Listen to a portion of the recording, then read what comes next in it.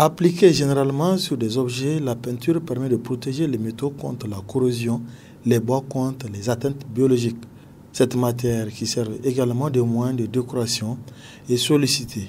Ainsi, des jeunes se sont lancés dans la composition de couleurs pour la revente, à l'image de Amoussou Komlan Patience. Ce métier s'appelle composition de couleurs. Composition de couleurs pour essentiellement peinture automobile. Vous voyez, bon, peut-être c'est un peu technique, je vais expliquer. Tout comme vous voyez, les véhicules sont variés en termes de couleurs. Les couleurs que vous voyez sur les véhicules là, ce ne sont pas des couleurs qui viennent directement dans des... Ça, c'est une boîte de peinture. Ce ne sont pas des couleurs qui viennent directement comme ça. Ce sont des couleurs, avant de les obtenir, nous mélangeons des teintes. Ce sont des peintures qui sont à l'intérieur, mais nous parlons des teintes. Donc nous prenons les teintes, nous les mélangeons en fonction des couleurs. Vous voyez que les couleurs sont variées, non? Donc après les avoir mélangées, c'est là maintenant que nous obtenons la couleur du véhicule.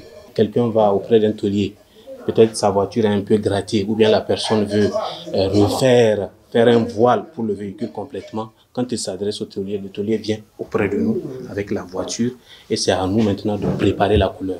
Les couleurs ne viennent pas directement, mais on les compose à travers ces teintes.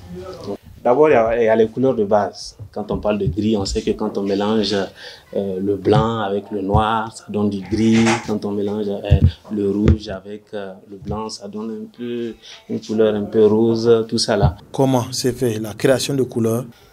Il y a des couleurs qui sont ce qu'on appelle métallisées. Lorsqu'on regarde à l'intérieur de la couleur, on voit des grains, des métaux. Là, ça se complique un peu.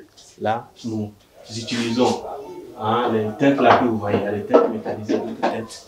Nous les mélangeons en fonction de l'échantillon apporté. Si ça doit prendre du rouge, du jaune, tout ça là, nous les mélangeons et là jusqu'à obtenir le résultat final. Ces pots de peinture sont sollicités par une multitude de clientèle. Nos peintures, ce sont pour les voitures. Oui, mais quand même, il y a des personnes qui les appliquent aussi sur des objets, des meubles, par exemple des menuisiers, des soudeurs, mais aussi certains l'appliquent pour leurs bâtiments, dans leur maison, pour leurs bâtiments. Parce que, en fait, l'odeur n'est pas aussi forte comme pour les peintures à huile et autres. Donc, et aussi la qualité est supérieure. Donc, il y en a aussi qui, automobilistes, menuisiers, tout ça, sont satisfaits. Dans ce métier, ils rencontrent parfois des difficultés avec les clients. Il y a des fois, les clients, quand ils viennent, quand par exemple, vous savez, affaire de couleur, il peut arriver qu'il y ait des différences. Parce que ce sont des choses qui peuvent arriver. Et là, le client à qui, le propriétaire du véhicule même, lorsqu'il gronde le tôlier, est obligé que le tôlier se redirige vers nous.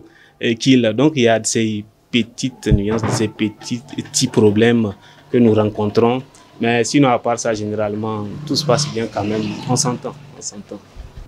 Ce jeune s'est lancé dans ce métier après une formation de base d'1 an. Ma formation de base, c'était pas ça. J'avais fait des études supérieures dans d'autres domaines. Bon, en économie, vous voyez, ça n'a aucun rapport avec ça. Mais j'ai quand même suivi une formation, c'est pas ici au Niger, à Lomé, au port autonome de Lomé, auprès d'un monsieur, puisque nous parlons de port, c'est une zone de transit des véhicules. Donc, cette activité abonde là-bas, vous voyez. Donc, j'ai suivi une formation d'environ 1 année. Et ensuite, je suis venu ici pour vraiment me perfectionner. Ce jeune entrepreneur n'a pas manqué de lancer un appel à l'endroit de sa génération. C'est vrai, c'est un travail manuel. Que les jeunes ne refusent pas d'aborder les travaux manuels. Vous voyez, ce n'est pas une honte au fait. Vous voyez, si je peux voir mes études et dire, je vais, non. Vous voyez, aujourd'hui, l'entrepreneuriat, vraiment, c'est un domaine qui donne énormément. Au lieu d'être quelque part, vouloir être forcément dans un bureau, tout ça, être en costard, cravate, tout ça là. L'entrepreneuriat, c'est quelque chose vraiment qui nourrit, sincèrement. Ce reportage a été réalisé grâce à l'appui de IMS.